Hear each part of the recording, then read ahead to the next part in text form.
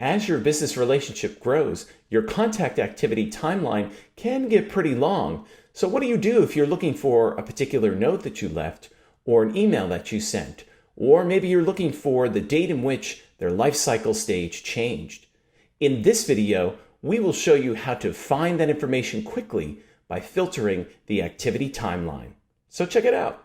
First, make sure that you are logged into your HubSpot portal. And in this example, we're going to look at contact records. So in the main navigation, go to Contacts and select Contacts. Next, find the contact record that you would like to look at, select it, and then come over to the activity timeline here where it says Filter Activity. In contact records, we can filter activities by a possibility of 24 different things. If you are looking for a particular activity, you could scroll through this entire activity list and timeline and find exactly what you're looking for. However, there is an easier way to do this using these filters. So for example, if I just want to see the lifecycle changes, I would deselect everything and then select only lifecycle changes. And here it is here. Even though this happened a year ago, I was able to quickly find it rather than scrolling through the entire contact activity timeline. Notice how this filter does not affect anything that has been pinned to the top of the contact record.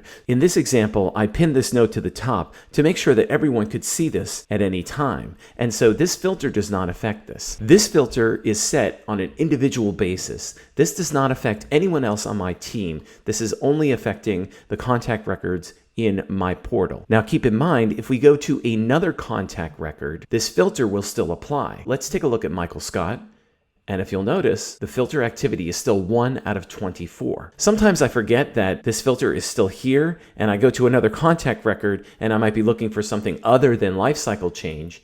And so all I would need to do to make sure that I have the entire activity timeline is make sure that I select everything, and then everything is going to populate here. The filters affect all of the records within a particular object. So this filter now affects all contact records.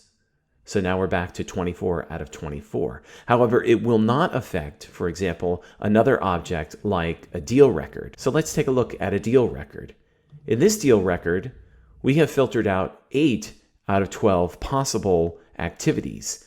If we go to another deal record, that same 8 out of 12 will still be there. Again, this applies to all the records within one object, but not other objects. And so to demonstrate this a little bit further, let's take a look at companies. If I look at companies here, the activity is filtered 4 out of 10 possibilities here.